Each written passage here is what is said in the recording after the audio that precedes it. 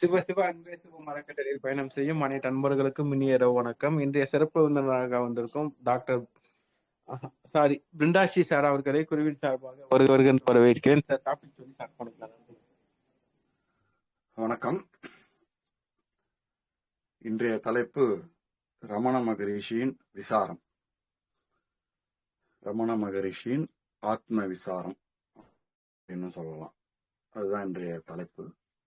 ஒரு மிகப்பெரிய விஷயம். ரமண மகரிஷியினுடைய போதனைகள், அவருடைய டீச்சிங்ஸ், ஆன்மீக சம்பந்தப்பட்ட அவருடைய அனுபவம், அவருடைய படிப்பினைன்றது ரொம்ப உயர்வான ஒரு விஷயம். அதுல அவர் முக்கியமா அவருடைய ஒற்றை ஒரு பெருந்தத்துவமாக, ஒரு பெரும் ஒரு ஆன்மீக போதனையாக ஆத்ம விசாரம் சொல்லப்படுகிறது. அந்த ரமண மகரிஷி என்பவர் யார் அப்படின்றது ஏறக்குறைய அவருடைய வரலாறு எல்லாருக்கும் ஓரளவுக்கு தெரிஞ்சிருக்கும். அவர் 1879 விருதுநகர் பக்கத்துல இருக்க ஒரு திருச்சுழின்ற ஒரு சின்ன கிராமத்துல பிறகு ஒரு எளிய பிராமண குடும்பம். அவங்க அப்பா அந்த காலத்திலேயே ஒரு வக்கீலா இருக்காரு, கோர்ட் சம்பந்தப்பட்ட விஷயங்கள்ல ஈடுபடுறாரு. அவங்க அப்பாவுடைய பேர் சுந்தரமையர், அம்மா அழகம்மாள். அவங்க பிள்ளைங்க 4 பேர். அதுல ஒரு ஒரு பெண், ஒரு 2வது மகன். இவருடைய ஆக்சுவல் பேர் வெங்கட்ராமன் தான் அவருடைய ஆக்சுவல் பேரு. இவரு ஒரு சாதாரண எல்லாரையும் போல ஒரு சாதாரண பள்ளி படிப்பு, எல்லா குழந்தையும் போல ஒரு இயல்பான குணத்தோடு ஓடி ஆடி விளையாடுறது, நல்ல ஒரு சுட்டியான ஒரு ஆக்டிவான ஒரு விளையாட்டு வீரனாகவும் இருந்திருக்காரு. நல்ல ஒரு உடல் பலம் கொண்ட ஒரு சாதாரண இளைஞனா தான் வளர்ந்திருக்காரு. அவருடைய ஒரு 10-11 வயதுகள்ல அவருடைய தந்தை திடீர்னு இறக்க நேருது. ஏன்னா அவங்க தந்தை ஒரு குடும்பத்துல ரொம்ப நன்கு படித்த மனிதர், நல்ல விவரமான ஆளு, ஒரு முக்கியமான நபர் அவங்க குடும்ப சூழல்ல. அவர் இறக்க நேரிடுது. அதனால அவரை படிக்க வைக்கணும் அப்படின்னு சொல்லிட்டு அவருடைய சித்தப்பா வீட்டுக்கு அவர் அனுப்புறாங்க. ஏறக்குறைய அவர் தாயை விட்டும் பிரிய வேண்டியது இருக்கு. பட் அவங்க சித்தப்பா சித்தி அவங்கெல்லாம் அவங்கள ஓரளவுக்கு நல்லபடியா வச்சு அவங்க முதல்ல திண்டுக்கல்ல இருக்காங்க. அப்புறம் அவர் டிரான்ஸ்பர் ஆகி மதுரை வரும்போது மதுரையில படிக்கிறாங்க. நல்ல பள்ளிகளில் தான் படிக்கிறாங்க. இப்படி வளர்ந்து வரும்போது அவருக்கு பெரிய ஒரு ஆன்மீக நாட்டம், ஒரு தீவிர நாட்டமோ ஒரு ஆன்மீக பின்புலமோ இல்லாத ஒரு சாதாரண ஒரு மாணவனாக, ஒரு எளிய பையன் போலதான் அவர் இருந்திருக்காரு. சாதாரண கோயிலுக்கு போறது ஒரு ஆர்வமான சாமானிய ஒரு அந்த காலத்துல எல்லாருக்குமே இருக்கிற ஒரு ஒரு கடவுள் நாட்டம், ஒரு ஒரு கோயில் நாட்டம் அப்படிதான் இருந்திருக்கு. ஆனா அவருக்கு ஒரு ஏறக்குறைய ஒரு 16 வயசு இருக்கும்போது அவருக்கு ஒரு பெரும் அனுபவம் ஏற்படுது.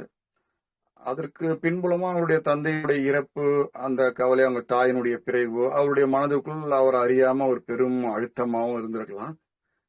ஏறக்குறைய அவர் மரணிக்கிற மாதிரி ஒரு அனுபவம் வந்திருக்கு அவருக்கு. அனுபவம் இல்ல, அவரு உணர்றாரு, நம்ம இறக்க போறோம், நம்ம மரணிக்க போறோம் அப்படின்றத அவரு உணர்கிறார். பட் அந்த நேரத்துல ஒன்னே ஒண்ணுதான் அவருக்கு நடக்குது. அந்த மரணத்தை அவரு ஏறக்குறைய ஏற்றுக்கொள்கிறார். ஆமா, நம்ம மரணிக்கிறோம். ஆனா நம்மளுடைய மரணம்ன்றது எது மரணிக்குது அப்படின்னு அவரு கவனிக்க ஆரம்பிக்கிறார். அந்த மரணத்தை அவரு நிதானமா ஏற்றுக்கொண்டு அதை வெறும் சாதாரணமா ஒரு வெள்ளந்தியா பிளெயினா அதை பாக்குறார். எந்த மரணத்தை பத்தியான எந்த ஒரு தீர்மானமோ ஒரு ஜட்ஜ்மெண்டோ ஒரு எண்ணமோ சிந்தனையோ இல்லாம அதை வெள்ளைத்தனமா பிளெயினா பாக்குறாரு. அப்படி பார்க்கும்போது அவருக்கு ஒரு பெரிய ஒரு பிளாஷ், ஒரு பெரிய ஒரு நிகழ்வு நடக்குது. அவருக்கு அந்த மரணிக்கின்ற அந்த உடல்ன்றது நான் இல்ல, அந்த மரணிக்கிறன்றத நினைக்கிற நினைப்பு நான் இல்ல, நான்ன்றது வேற. எனக்கும் அந்த மரணத்துக்கும், உடல் மரணத்துக்கும் மன மரணத்துக்கும் ஒரு சம்பந்தம் இல்லை அப்படின்ற ஒரு பெரிய விழிப்புணர்வு ஏற்படுது. பொதுவா இது ஒரு பொது விஷயமே இல்லை, நிறைய நடக்கிறது தான் இது. ஆன்மீக உலகத்துல நியர் டெத் எக்ஸ்பீரியன்ஸ் சொல்லுவாங்க. மரண தருவாயில் தோன்றுகிற அனுபவம் அப்படின்வாங்க. இது இந்த அனுபவம் எல்லாருக்குமே இருக்கும். நம்ம மரணிக்கிற எல்லாருக்கும் அந்த மரணம்ன்றது ஒரு ஒரு நிகழ்வா, ஒரு அனுபவமா நிகழும். பட் அந்த நேரத்துல நம்ம அந்த மரணத்தை தீவிரமா எதிர்க்கிறது, தடுக்கிறது, தவிர்க்கிறது, இப்ப இந்த மாதிரி செய்யும் போதுதான் அந்த மரணம் ஒரு இயல்பு தன்மை இல்லாம ஒரு ஒரு ஆக்சிடென்ட் மாதிரி, ஒரு விபத்து மாதிரி நிகழுது. பட் ரமணருக்கு அதை முழுக்க ஏத்துக்கொண்டு அதை ஒரு விட்னஸா, ஒரு தெளிந்த மனதோட பார்க்கறதுனால அவருக்கு வேற ஒரு விதமான ஒரு விபத்து நடக்குது.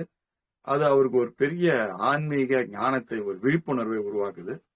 ஒரு பெரிய வரப்பிரசாதமா, ஒரு பெரிய கொடுப்பனையா அவருக்கு ஒரு ஞானம் அடையுது. அவர் ஞானம் அடைகிறார். அதாவது உடல் அல்ல, மனம் அல்ல, அந்த மனமும் உடலும் எந்த ஒரு சுயத்தன்மையும் இருக்கும் போது அதை தாண்டி இருக்கிற சுயம் விழித்துக் கொள்கிறது.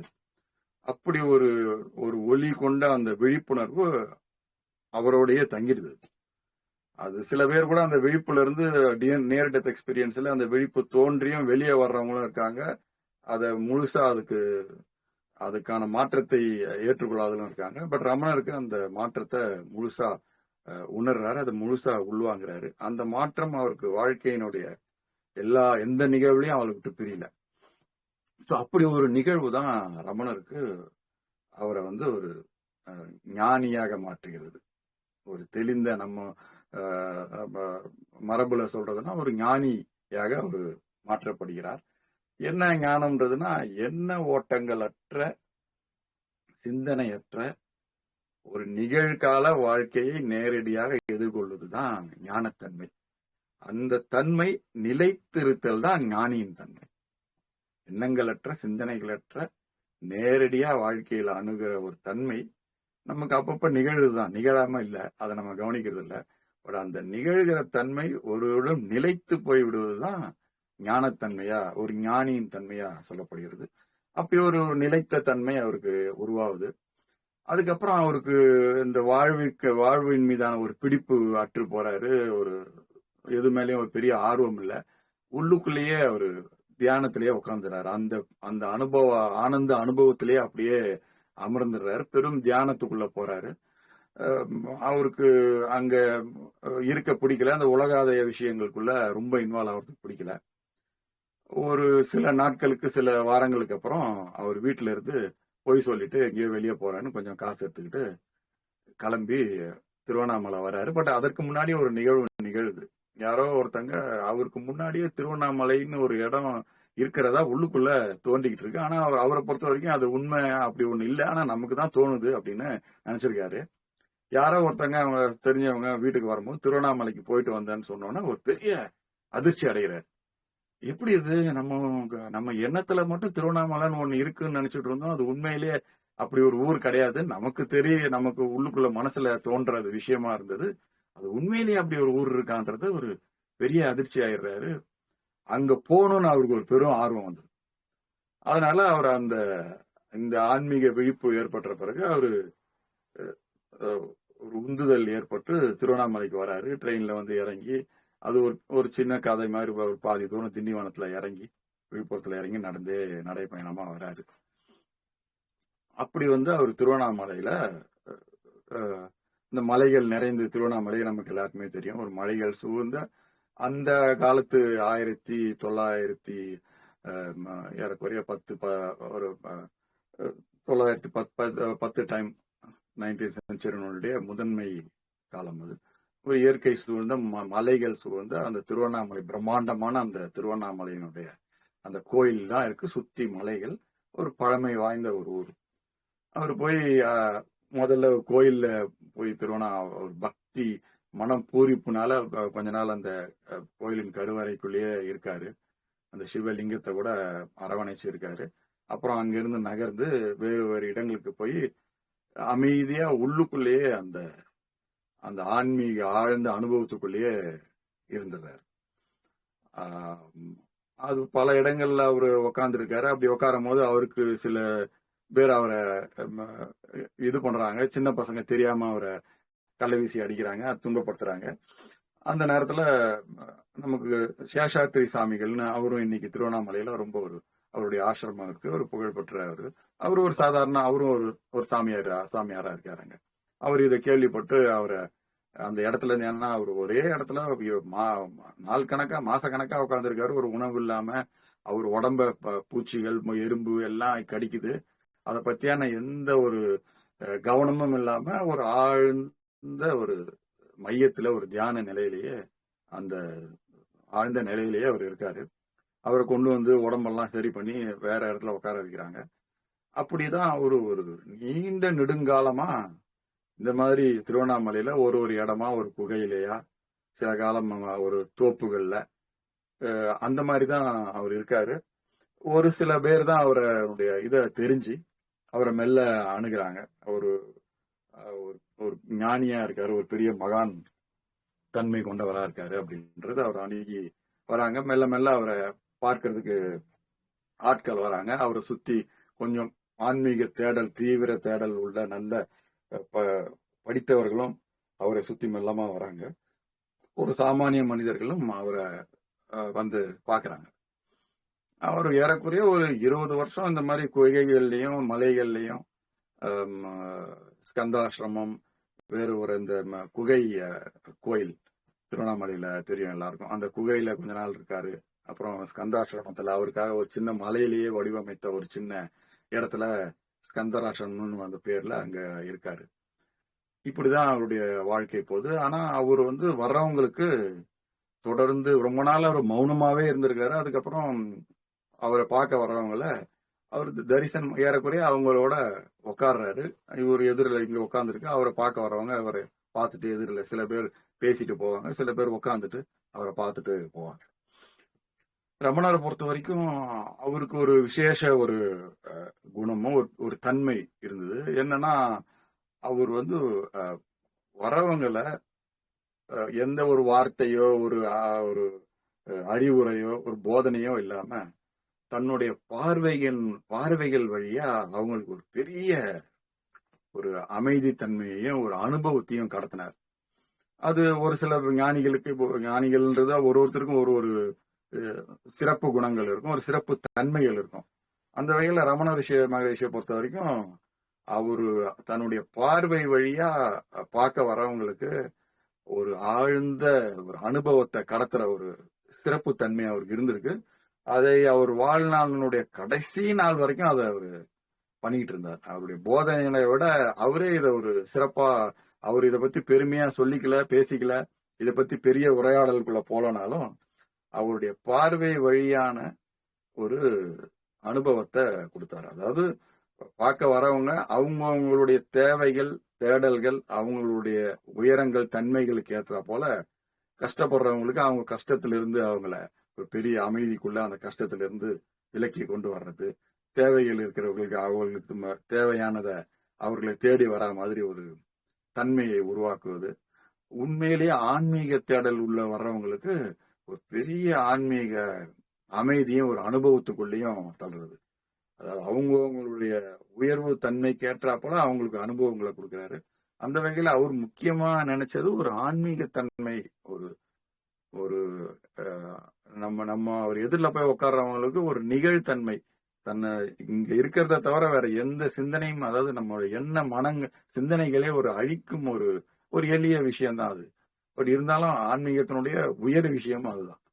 எண்ணங்களற்ற ஒரு தன்மைக்குள்ள நம்மளை தள்ளுறதுக்கான ஒரு பெரும் சக்தி அந்த பார்வையின் மூலமா அவரு கடத்தினாரு. அதை தாண்டி சில பேர் கேள்வியா கேட்கறவங்களுக்கும் எளிய முறையில ஒரு வார்த்தை 2 வார்த்தையில பதிலா சொல்லுவாரு. அந்த வகையில அவருடைய அந்த ஆழ்ந்த அறிவையும் அந்த ஆழ்ந்த ஞானத்தையும் பார்த்து சில பேர் அவரை அணுகி அவர்கிட்ட இருந்து ஒரு முக்கியமான நபர்கள் அவர்கிட்ட இருந்து ஒரு கேள்வியா எழுதி பதிலா வாங்குறாங்க. அதுதான் வந்து நான் யார், ஊமை நான் யாருன்னு ஒரு 14 கேள்விகள் கொண்ட ஒரு சிறிய புத்தகம் தான். ரொம்ப நேரடியா ஷார்ப்பா அவருடைய ஞானம்னா அவருடைய பார்வை என்ன, அதை பற்றியான அவருடைய நோக்கு என்ன, அவருடைய வழிகள் என்ன, போதனைகள் என்னன்றத ரொம்ப அழகா அந்த 14 கேள்விகள்ல சொல்லுவாரு. ரொம்ப சின்ன புக்கு தான், ஒரு 10 பக்கம் கொண்ட ஒரு சின்ன புக்கு தான். அதை நம்ம மறுபடியும் அதுக்குள்ள போகும்போது நமக்கு ஒரு பெரிய ஒரு ஆன்மீக ஒரு விழிப்புணர்வு ஏற்படும். ஸோ அந்த வகையில இப்படிதான் ஒரு மகானா இருந்தவர். ஒரு காலகட்டத்துக்கு மேல ஏறக்குறைய 1922கள்ல அவரை அவங்க அம்மா தாய் அவரை தேடி ரொம்ப நாளா தேடி தேடி அதுக்கப்புறம் அவரை கண்டுபிடிச்சு வந்து கூட இறந்துடுறாங்க. அப்புறம் கூட இருந்து மரணிச்சிடுறாங்க. அந்த மரணிக்கிற தருவாயில் கூட அவங்களுடைய நெஞ்சிலையும் தலையிலையும் அவர் ரொம்ப நேரம் கை வச்சு அவங்களுக்கு ஏறக்குறைய மரணிக்கும் தருவாயில் ஒரு ஒரு விழிப்புணர்வை, ஒரு ஞானத்தன்மையை உருவாக்கி மரணிக்கணும்ன்ற ஒரு பெரிய ஒரு விஷயத்த செய்யறாரு. அதுக்காகவே அவங்க அம்மாவுக்காக ஒரு சமாதி கட்டி கீழே ஒரு இடத்துல சமாதி கட்டுறாரு. அப்புறம் அவர் அங்கேயே வந்து இருக்கிற மாதிரி ஆயிடுது. இப்ப இன்னைக்கு உருவான அந்த ரமணாசிரமம் அந்த இடத்துல உருவானதுதான். ஸோ அங்க வந்து அவரு இருந்த பிறகு சின்ன சின்ன ஒரு குடிசை, சாதாரண ஓலை குடிசை கட்டி தான் இருக்காரு. அவருக்கான உணவு தேவைகள், மற்ற தேவைகளை நிறைய பேர் செஞ்சு கொடுக்குறாங்க. கொஞ்சம் அவருக்கு அந்த போதனைக்கான, அந்த தரிசனத்துக்கான ஒரு நிறைய நேரமும் ஒரு வாய்ப்பும் அவருக்கு கிடைக்குது. நிறைய பேர் அவரை வந்து பாக்குறாங்க. அதுல நல்ல படித்தவர்கள், ஒரு உயர்தன்மை கொண்டவர்கள்லாம் அவரை வந்து பாக்குறாங்க. ஸோ அந்த வகையில அவருடைய அந்த நேரத்துல 1930கள்ல அவரை பத்தியான ஒரு புத்தகம் எழுதப்படுது. ரமணர் பத்தியான ஒரு சிவபிரகாசம் பிள்ளைன்றவர் self realisation, the life and teaching of Ramana Maharishi அப்படின்ற ஒரு ஆங்கில புத்தகத்தை எழுதுறாரு. ஏன்னா அவர் ரொம்ப நாளா அந்த சிவபிரகாசம் பிள்ளை கூடயே இருந்தவர். அவரு அந்த ரமணனுடைய போதனைகள் சார்ந்து ஒரு ஆங்கில புத்தகம் எழுதுறாரு. அந்த நேரத்துலதான் இன்னொரு முக்கியமான ஒரு நிகழ்வு ரமணனுடைய வாழ்க்கையில ஒரு பெரும் இன்றைக்கு அவர் இந்தியா முழுவதும், அதை தாண்டி உலகம் முழுவதும் ஒரு நான் டூயல், அதாவது ஒரு ஞானத்தன்மையில ஒரு ஒரு மேம்பட்ட குருவா அறியப்படுறது, உலகின் ஒரு ஏறக்குறைய ஒரு முதன்மையான குருவா அறியப்படுவதற்கான ஒரு முக்கியமான ஒரு மாற்றத்திற்கான ஒரு நிகழ்வா அது நிகழுது. அது பால் பிரண்டன் அப்படின்னு சொல்லப்படுகிறவர் ஒரு சாதாரண பத்திரிகையாளர். அவரு இந்தியாவுக்கு வராரு. ஒரு தீவிர ஆன்மீக தேடுதல் ஏற்பட்டு, இந்திய ஆன்மீக பின்புலம் ஒன்றும் ஒரு பெருசா தெரியாது. வெறும் தேடுதல் மட்டும் ஒன்று இருந்திருக்கு. இந்தியாவுல ஏதோ ஒரு விஷயம் இருக்கு, அவர்கள் இந்த உளவியல் மனவியல் தாண்டி ஏதோ ஒரு விஷயத்த சொல்றாங்க, அதை பத்தியான ஒரு லேசான ஒரு தெரிந்து கொண்டு இந்தியாவுக்குள்ள வராரு. ஒரு பத்திரிகை பின்புலம் கொண்டவர், எழுதுறவர். அவர் இந்தியா முழுவதும் பயணிக்கிறாரு. அவருடைய பயணத்தை ஏறக்குறைய இமயமலையிலிருந்து தொடங்குறாரு. பல 100 சித்தர்களை, ஞானிகளை, சாமியார்களை சந்திக்கிறாரு. அவருக்கு எதுலையுமே ஒரு திருப்தி உருவாகல. அப்படியே சந்திக்கும் போது அவர் எங்கெங்கயோ கேள்விப்பட்டு காஞ்சி சங்கராச்சாரியார், முன்னாடி முதல் ஜெயேந்திர சரஸ்வதி சாமிகள், அவரை வந்து பாக்குறாரு.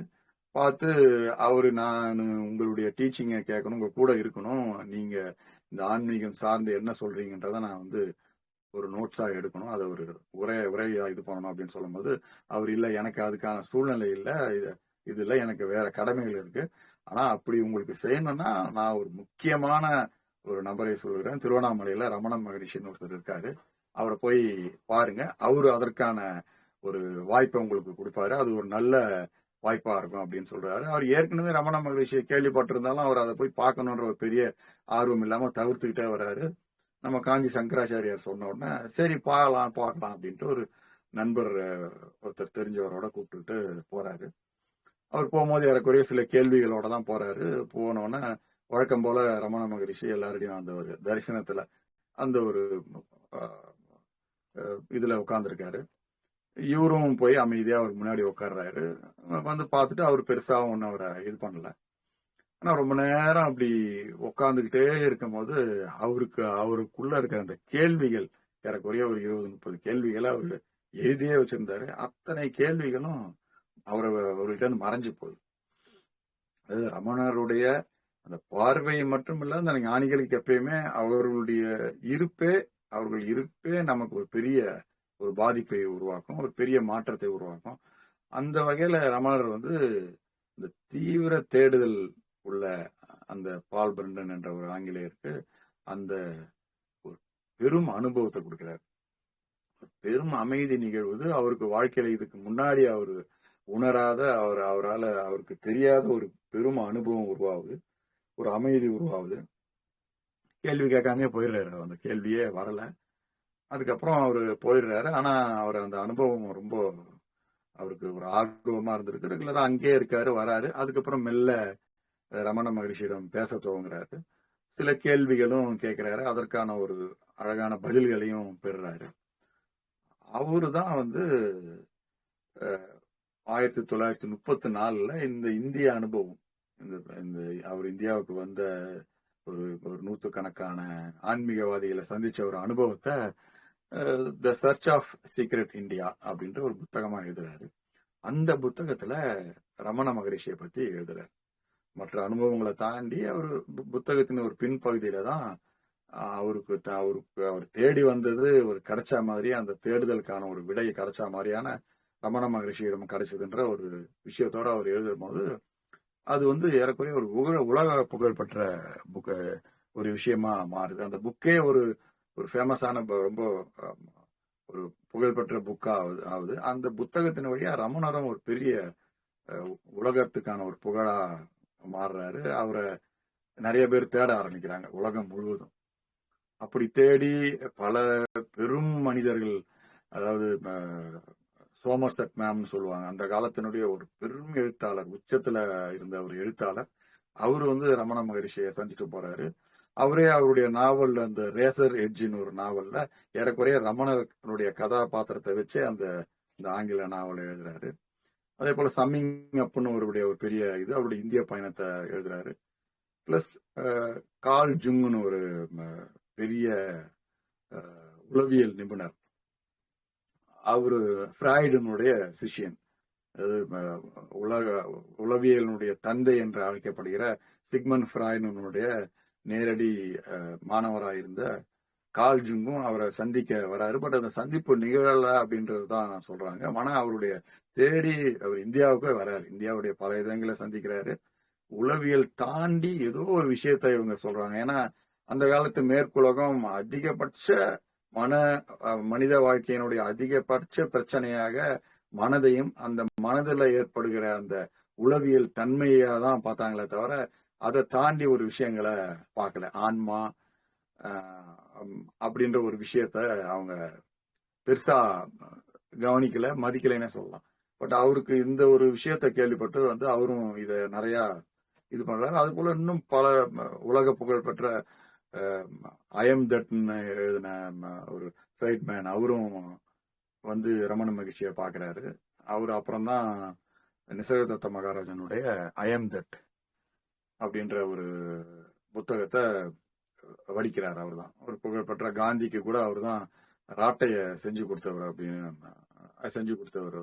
அவரும் அவர் பார்க்கிறாரு. அவருடைய தன்மைகள் உலக புகழ்பெற்றதா மாறுது. ஸோ அந்த வகையில ரமணனுடைய ஒரு போதனைகள், அவருடைய டீச்சிங்ஸ் ஒரு ஆன்மீக உலகத்தினுடைய ஒரு பெரிய மாற்றமா நிகழ்து. அப்படி என்னதான் அவருடைய டீச்சிங்கினுடைய முக்கியத்துவம் அப்படின்னா விசாரம் தான், ஆன்மீக விசாரம் அப்படின்றது தான். ஸோ அப்படின்னா அந்த ஆன்மீக விசாரம்னா என்ன, எதை வந்து ஆன்மீக விசாரம்னு சொல்ல வராங்க அப்படின்னு ஒரு கேள்வி இருக்கு. ஏன்னா நம்மளுடைய இந்திய ஆன்மீக பின்புலம்ன்றது எல்லா விஷயங்களும், ஆன்மீகத்தினுடைய எல்லா ஆழ அகலங்கள் விஷயங்கள் நிறைஞ்சாலும் ஒரு பொது மக்கள் மத்தியில முழுக்க முழுக்க ஒரு பக்தி மூவ்மெண்ட் தான். கோயிலும் அந்த வழிபாடுகளும் இல்ல அந்த யாகம் வளர்த்தலும், இப்படி ஒரு தன்மையான ஒரு ஆன்மீக பயணம் தான் இருந்தது.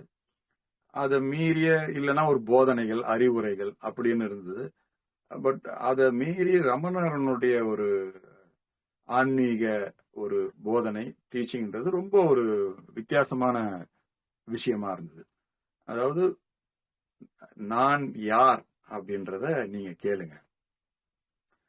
ஆன்மீகத்துக்கான ஒரு ஞானம் அடைகிறதுக்கான ஒரு தேடுதலா அவர் ஒற்றை விஷயமா சொல்றது நான் யார் அப்படின்றத நீங்க தேடுங்க. அப்படி தேடுவது எப்படின்னா, உங்களை உள்முகமாக பாருங்கள். அந்த உள்முகமா பார்க்கும்போது நாம் என்னவா இருக்கிறோம்னா எண்ணங்களாய் தான் இருக்கிறோம். சிந்தனைகளாய், எண்ணங்களாய் தான் நம்ம உள்முகம் பார்க்கும்போது நமக்கு தெரிகிற ஒரே விஷயம்.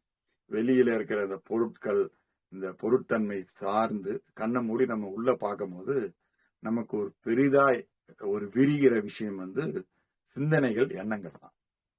இந்த எண்ணங்களை பாருங்கள். இந்த எண்ணங்கள் தோன்றுமிடம், இந்த எண்ணங்கள் யாருக்கு தோன்றுகிறது அதை கவனிங்க.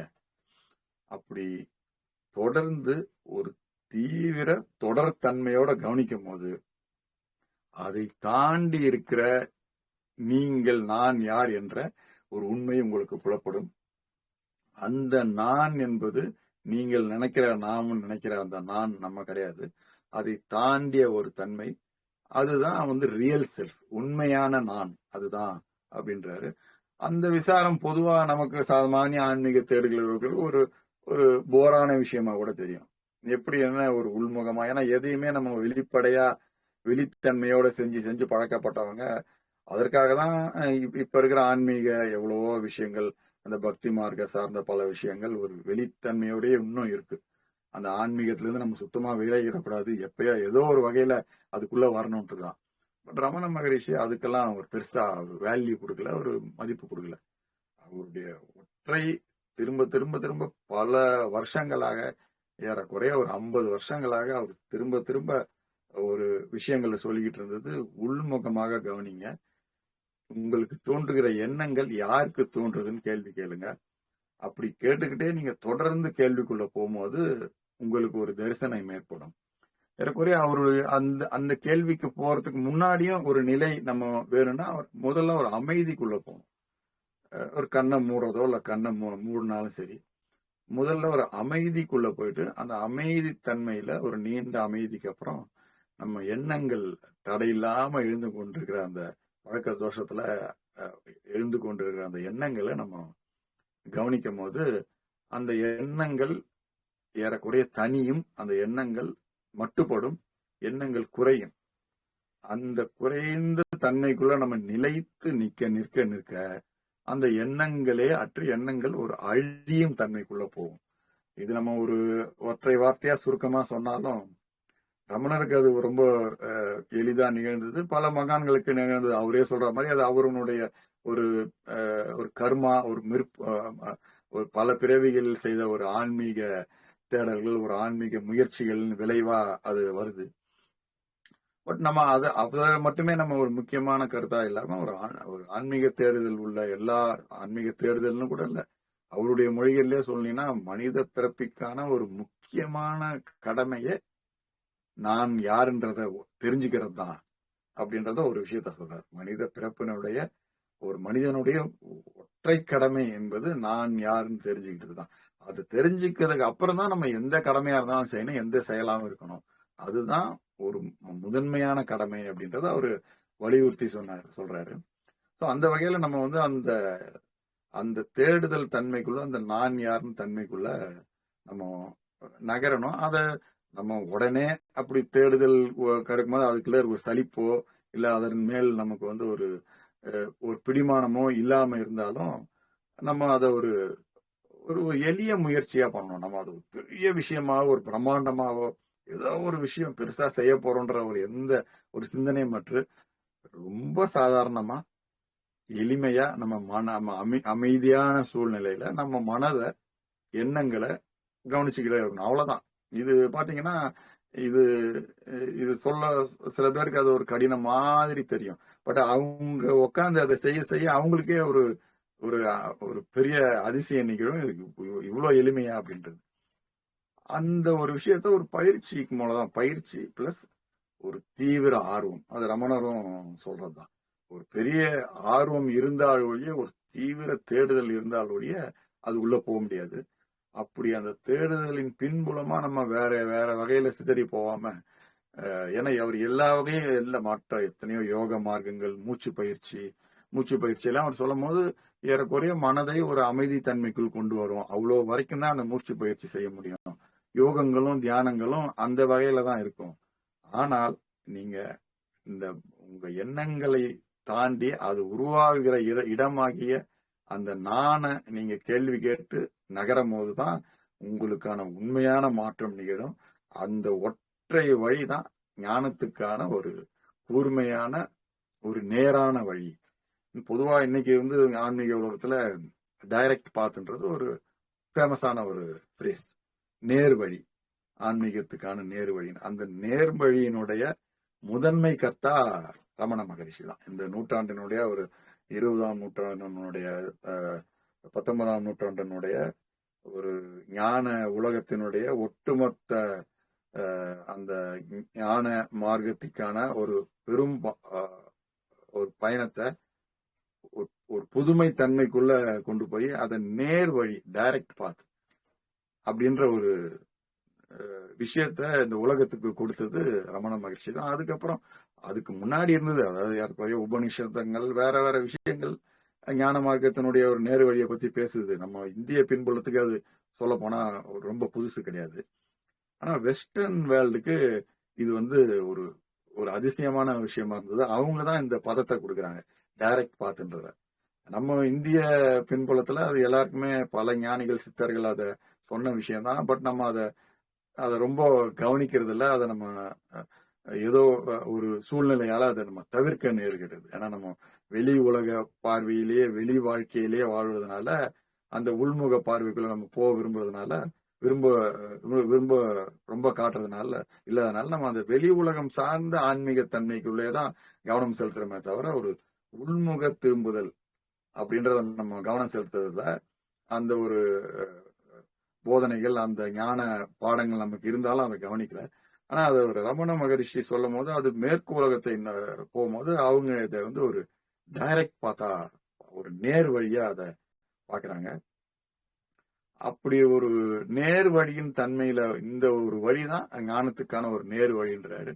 அதை தாண்டி அவர்கிட்ட வரவங்க தொடர்ந்து இந்த பக்தி மார்க்கத்தை பத்தி கேட்டுக்கிட்டே இருப்பாங்க. ஏன்னா நம்ம சமுதாயம் ஒரு 90-95% மேல பக்தி மார்க்கத்தினுடைய அந்த மார்க்கத்துக்குள்ள இருக்கிற 1008 குழப்பங்கள், அந்த தவறுகள், மதம் என்ற ஒரு கட்டுமானத்துல இயங்குறது பல விஷயங்கள் இருந்தாலும் அந்த பக்தி மார்க்க தன்மைக்குள்ளேயே தான் தன் வாழ்வியலை அந்த வரைக்கும் தான் அந்த ஆன்மீக எல்லைக்குள்ள அவங்க வராங்க.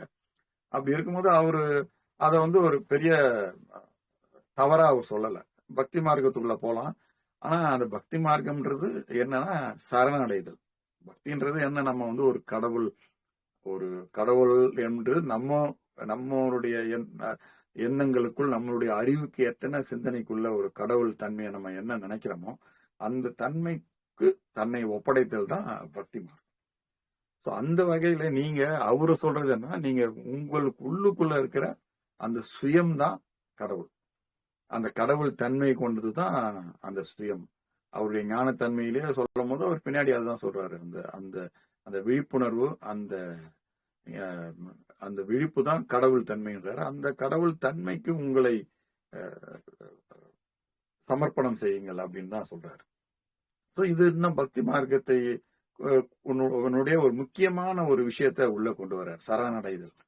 நம்ம வெறுமனே அந்த ஆழமான பார்வை, அந்த ஆழமான தொடர் எண்ணங்களை தொடர்ந்து பார்க்கிற ஒரு பார்வை இருந்தாலும் அந்த எண்ணங்களுக்கு பின்னாடி இருக்கிற ஒரு செல்ஃபுக்கு நம்மை சரணடைய, நம்மளை முழுக்க அதுக்கு சரண்டர் பண்ணணும்ன்ற ஒரு முக்கியமான விஷயத்தையும் சொல்றாரு. அதெல்லாம் வந்து நம்ம ஏறக்குறைய பக்தியினுடைய ஒரு இன்னொரு விஷயம் தான் அது சரணடைதல். பக்தியினுடைய அல்டிமேட் என்ன, நம்ம 1008 பூஜை செய்யறோம், மந்திரம் செய்யறோம், கண்ணை மூடி எல்லாம் செய்யறோம், என்னென்னவோ சேவைகள் செய்யறோம். ஆனா அதனுடைய ஒரு ஆழ்மையான ஒற்றை விஷயம் என்னன்னா சரணடைதல் தான். சரணடைதல்ல என்ன விஷயம்னா, நம்ம என்ன ஓட்டங்கள் நமக்கு ஒற்றை விஷயத்தை நோக்கி போகும்போது அந்த ஒற்றை விஷயமும் நம்ம சார்ந்த விஷயம் இல்லாம வேறு ஒரு விஷயத்துக்கு நம்ம வந்து அதை ஒப்படைக்கும் போது நமக்கான எண்ணங்கள் அற்று போயிடும். நம்மளுடைய எண்ணங்கள், நம்மளுடைய சிந்தனைகளை நம்ம வேற ஒரு விஷயத்திடம் ஒப்படைக்கும் போது, சரணடையும் போது நமக்கென்று எந்த எண்ணமும் மற்ற ஒரு நிலை உருவாவதனுடைய ஒரு அறிவியல் பூர்வமான ஒரு உளவியலோ அறிவியல்னு சொல்லலாம். அந்த உளவியல் அறிவியல் பூர்வமான ஒரு நிகழ்வை தான் நம்ம வந்து சரணடைதல் சொல்றோம். அந்த சரணடைதலை இந்த நேர் பாதையிலையும் இந்த டைரக்ட் பாத்துன்னு சொல்ற இந்த ரமண மகரிஷனுடைய இந்த ஆத்ம தேடுதல் இந்த இதுக்குள்ளயும் அதுக்குள்ள வருது. சோ அந்த வகையில ரமண மகரிஷியினுடைய ஒரு விசாரம் என்பதனுடைய ஒரு முக்கியமான அம்சம் இதுதான். ஏறக்குறைய அவர் சொல்றது எப்படின்னா, மனம் வழியாகவே மனம் கடத்தல் தான் இது. அவர் அடிக்கடி சொல்ற ஒரு எடுத்துக்காட்டு தான். அதாவது ஒரு பிணம் சுடும் தடி போல அப்படின்னு சொல்லுவாரு. அந்த காலத்துல தெரியும் எல்லாருக்குமே, ஒரு சுடுகாட்டுல பணத்தை சுடும் போது அதை அந்த அந்த பிணத்தை எரிக்கிறவங்க கையில ஒரு தடி வச்சுக்கிட்டு தான் அதை மேனேஜ் பண்ணுவாங்க. கடைசியா அந்த தடியும், ஏன்னா ஏறக்குறைய அந்த தடியும் எரிஞ்சு போயிருக்கும், அந்த தடியும் அந்த பிணத்திலேயே போட்டுருவாங்க. அந்த மனமும் அப்படிதான். அந்த மனம் வழியா அந்த மனதை நம்ம கடக்கும் போது, மனம் அந்த எப்படி அந்த பிணம் கூட தடி போதும், மனமும் அதனுடைய, அதாவது இந்த செல்ஃப்னு சொல்ற நாம இருக்கு இல்லையா, அதனுடைய போய் அதுவும் உள்ளுக்குள்ள அட்டாச் ஆயிடும். அப்படி அட்டாச் ஆகாம அந்த எண்ணங்களை நாம்னு நினைக்கிறது தான் நம்முடைய வாழ்க்கையினுடைய ஒட்டுமொத்த பிரச்சனைகளுக்கான ஒரு மூல வேற. எல்லா விஷயங்களுக்குமான ஒரு மூல வேர் அந்த நான் தன்மை தான். அந்த நான் தன்மை என்னென்னவா இருக்குன்றது அது வேற தளம். அது வெறுமனே அந்த நான் தன்மையை நம்ம கவனிக்கணும். பொதுவா அந்த நான் தன்மைக்குள்ள ஏற்படுற எண்ணங்களை, சிந்தனைகளை பெரிய ஆராய்ச்சிக்குள்ள போவோம், அதை பகுப்போம், அதுல இருக்கிற குறைகளை பத்தி பேசுவோம், அதை தவிர்ப்போம். அது எப்படின்னா, இந்த குணங்கள், நற்குணங்கள்ன்ற ஒரு ஒரு கான்செப்டுக்குள்ள அந்த எண்ணங்களை நம்ம ஆராய்ச்சி பண்ணிக்கிட்டே இருப்போம். அதை தாண்டி அந்த எண்ணம் அந்த நான் எழுவதற்கு முன்னாடி நான் என்ற தன்மை தோன்றிட்ட பிறகுதான் இந்த எண்ணங்களே தோன்றும். அந்த எண்ணங்கள் கடந்த நான் தன்மையை நம்ம பிடிக்கும் போதுதான் அதற்கு பின்னாடி இருக்கிற ஒரு சுயத்தன்மை, நாம் என்ற ஒரு சுயத்தன்மை. நம்மளுடைய இந்திய பாரம்பரியத்துல நமக்கு இது ஒன்றும் பெரிய விஷயமா தெரியாது. ஆன்மா அப்படின்றத தெரியாத மனிதர்களே இருக்க முடியாது. அந்த ஆன்மான்றது அந்த சுயம், நாம்ன்றது அதுதான். பட் நம்ம அதை விட்டு, அதை வார்த்தையோட மட்டும் வச்சிருக்கோம். அதை விட்டு நம்ம எவ்வளோ தூரம் விலகி பக்தி மதங்கள் விஷயத்துக்குள்ள நம்ம போனாலும், அதனுடைய முக்கியமான விஷயம் அந்த ஆன்மா பத்தியான ஒரு கதைகளை தான் நம்ம சுத்தி சுத்தி வரமே தவிர, நேரடியா அந்த ஆன்மாவுக்குள்ள நம்ம போறதில்ல. அதுக்கான தேடுதலுக்குள்ளேயோ, அந்த விசாரத்துக்குள்ளேயோ, அந்த பயணத்துக்குள்ளேயோ நம்ம போறதில்ல. அப்படி ஒரு பயணத்தை தான் ரமண மகரிஷி தன்னுடைய ஆத்ம விசாரத்துல முக்கியமான ஒரு விஷயமா சொல்றாரு.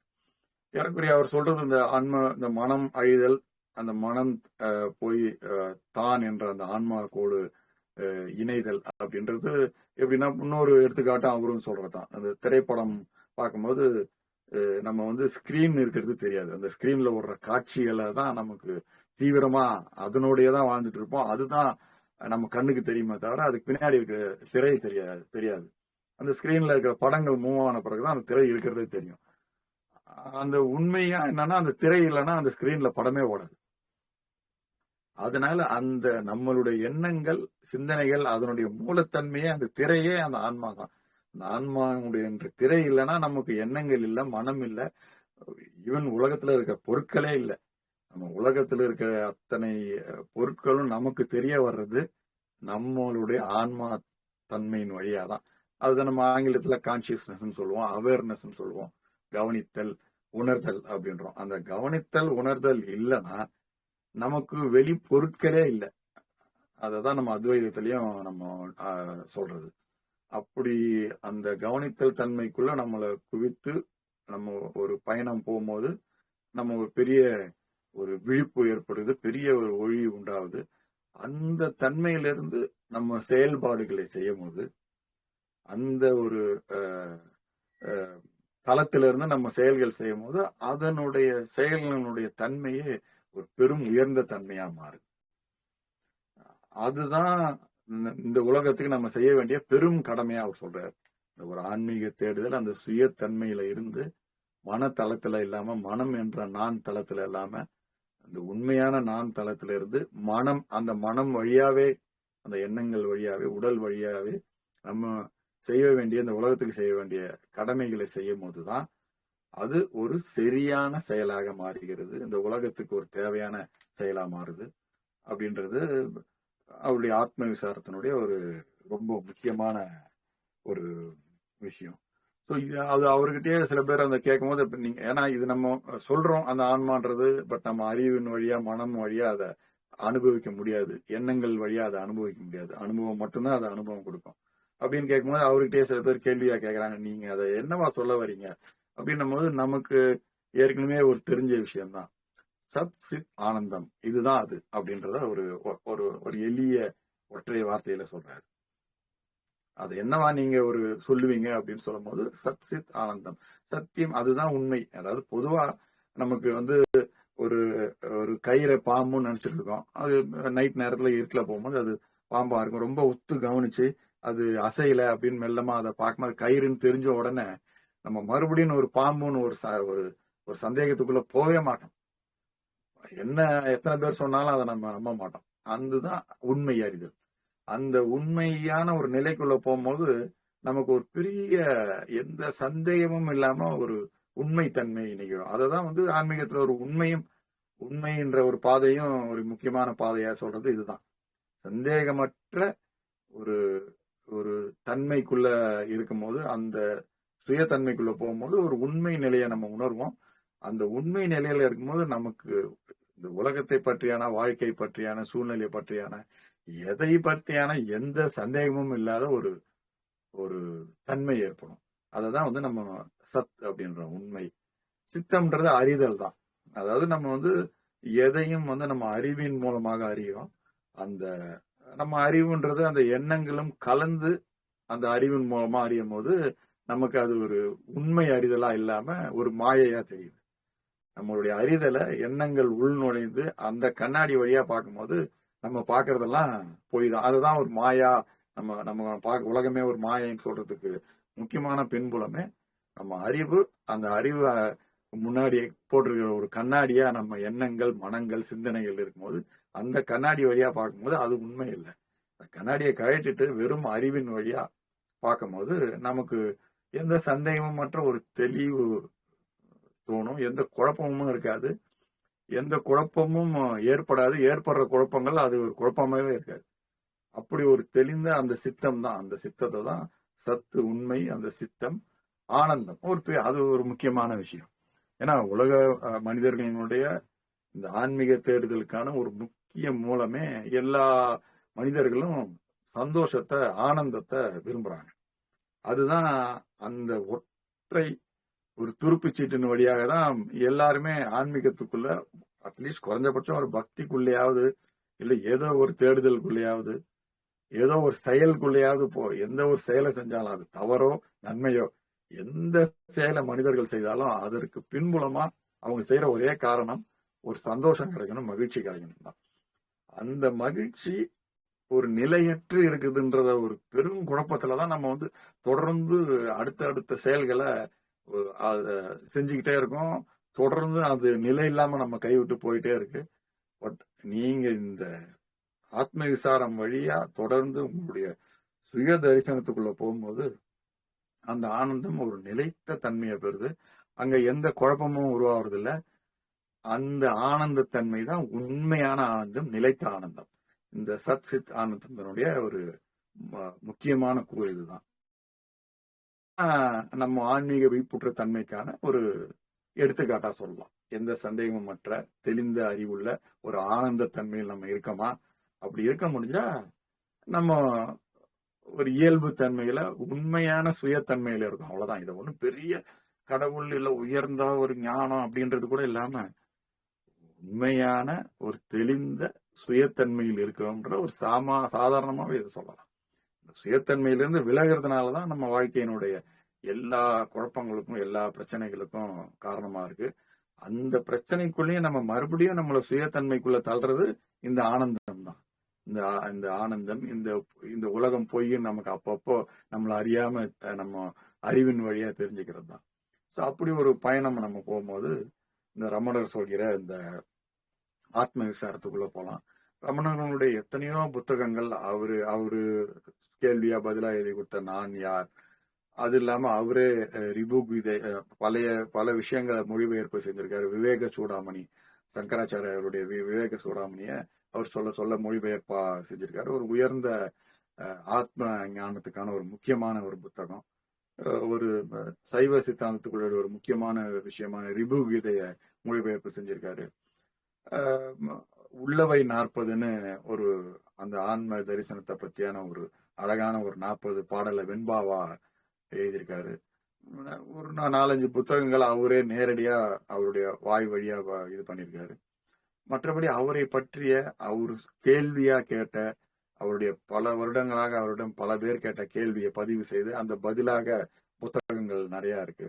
அவர் கூடயே இருந்து பெரும் ஞான விழிப்படைந்தவர்கள், அவர் கூட பயணம் செஞ்சு விழிப்படைந்தவர்கள், அவரை பற்றியான அவருடைய பார்வையான புத்தகங்கள் ஏறக்குறைய அந்த வெளிநாட்டவர் பல பேர், பல 30-40 வெளிநாட்டவர்கள் அவர் வாழும் காலத்திலேயே அவர் கூட இருந்து பார்த்து அத அவருடைய பயண கூட இருந்து பயணித்ததை புத்தகமா, அவருடைய போதனைகளுடைய புத்தகமா இருக்கு.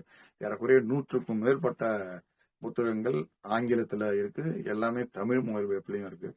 நம்ம அந்த வாசிப்புக்குள்ள போகும்போது அந்த ரமணர், நம்ம இந்த சுய தேடுதல் அப்படி ஒரு விஷயம் கூட நம்ம நேரடியா செய்ய முடியலனாலும் ரமண மகரிஷியனுடைய இந்த புத்தகங்கள் வழியா நம்ம பயணிக்கும் போது இது நம்மள அறியாம நமக்கு முனைப்பே இல்லாம நம்மள ஒரு ஆத்ம விசாரத்துக்குள்ள தள்ளுது. அது ஒரு எளிய வழிதான். இந்த ரமணனுடைய நூற்றுக்கணக்கான புத்தகங்கள் எல்லாமே ரொம்ப அழகான புத்தகங்கள்.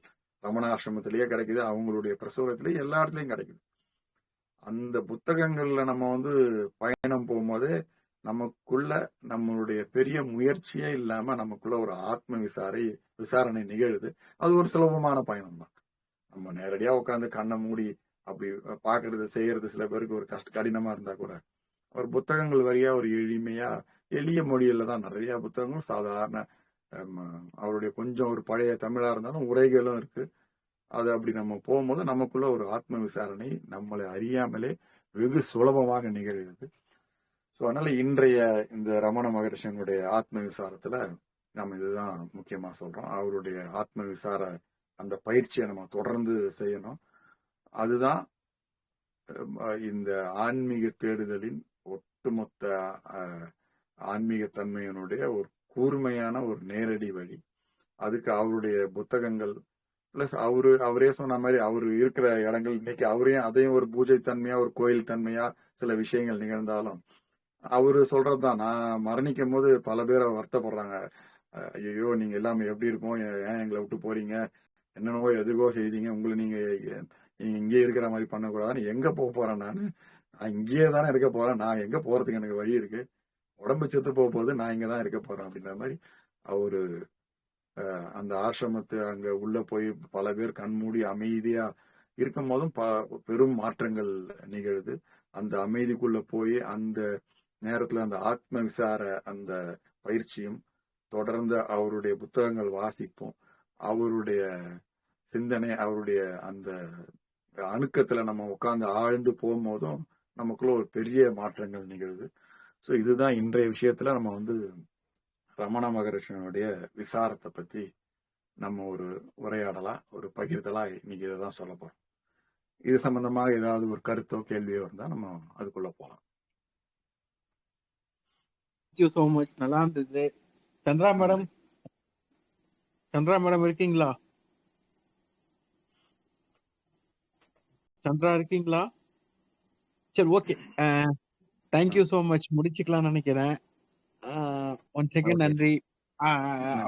வெளியே இருந்துகிட்டு கூட வெளிநாட்டுல வந்துட்டு கூட டக்குன்னு அந்த கொடுத்தோன்னு சொல்லி கரெக்டான டைம்க்கு எடுத்து கொடுத்துட்டீங்க.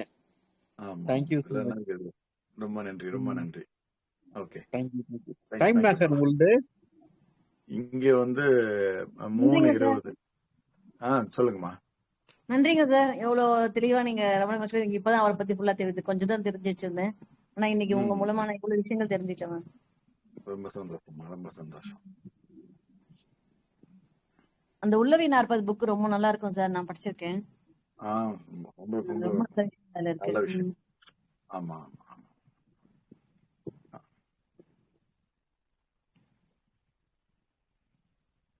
Thank you sir. சரி, ஓகேம்மா. நன்றி, ரொம்ப நன்றி. நன்றி. முடிச்சுக்கலாம். ஓகே, நன்றி. ஓகே.